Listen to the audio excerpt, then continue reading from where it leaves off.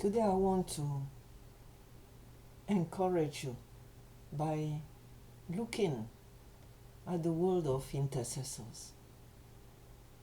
We all know that Jesus encouraged us to pray. See, when you pray, pray like that, and then he gave us a pattern of prayer. But what we are looking today, what we are looking at is the people that interceded for others in the Bible. Not praying for my little self, my little corner, my, but for others. Because that's why God has called us. And everybody is called to have conversation with God. But there are people that have a special call to intercede, to be like advocates for others, just like the way Jesus is. And we see that in the Bible there are many people that have given their lives example for us. Abraham, that begged God for Sodom and Gomorrah. God told him, I'm going to destroy these towns unless I find that they are better than what I thought. And he started interceding, asking God, please, don't do that. Don't do this. Moses was a perpetual intercessor in the wilderness. People continued displeasing God. They were not used to live in the presence of God. They were learning how to be close to him. And they were afraid of him because they had discovered his power and his might, but yet they kept displeasing him in thought, in words, in deeds. And Moses kept asking God, please don't destroy these people. Please have mercy. The encounter between God and his people was rather bloody at a point. God could not take in their blatant ways of sin. And Moses was always there, please, Lord, please, remember your name. Remember what people would say if your people are destroyed in the wilderness. We know Esther. Esther that was an orphan, raised in a foreign country. And by God's calling, she became a queen. But even at that, she was married to somebody that was fierce and powerful, and yet very brutal.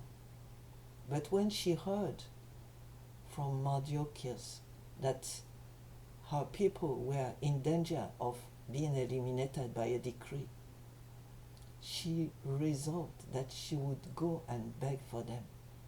And she said, if I perish, I perish. She was ready to be destroyed because the king had said that if you enter his presence, even as his wife, without permission, without being called, you'll be put to death. And she risked it with wisdom and gentleness. Job, after being maligned by his friends, when God struck him with, plagues and problems, he was tested. And his friends came and told all kinds of things, some good, but most of them rubbish. And yet at the end, God said to his friends, Job will pray for you. So Job had to intercede for his friends so that God would forgive them their malign words. Jesus prayed all the time, but in a particular instance, he told Peter, I have prayed for you so that your faith will not fail. And when you are restated, encourage your brothers. So all these people prayed, and far more. Earlier times, we had somebody like John Knox, the apostle to Scotland, born around 1514, who prayed and he said, God, give me Scotland or I die. And Queen Mary, that was reigning at that time, says she feared his prayers more than the whole of the army, because she knew that whatever he prays, God will take care of. So what did these people have in common? First of all, they knew God from a long experience. They knew God personally, intimately. And because they knew him, they knew about his power, they knew about his might, they knew about his love, his justice, yes, but also his compassion and forgiveness. They trusted him to listen and answer. They respected God. They stood in awe of his majesty. For them, he was not just a mate. He was the owner and creator of the whole universe.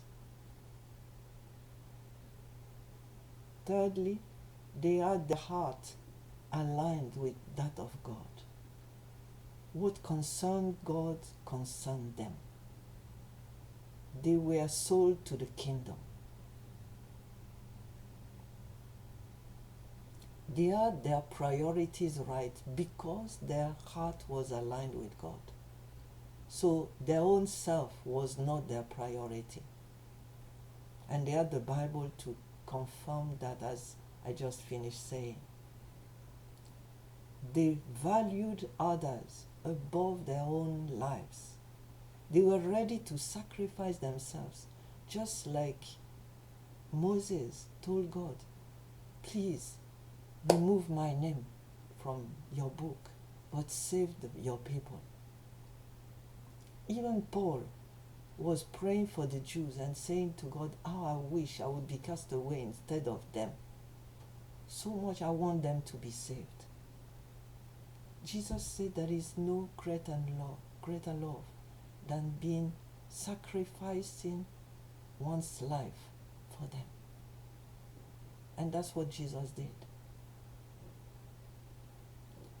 Their concern for others was mighty.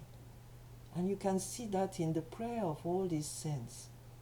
Jeremiah was crying all his heart out because he was seeing calamity coming, the judgment of God on his own people, and he was crying.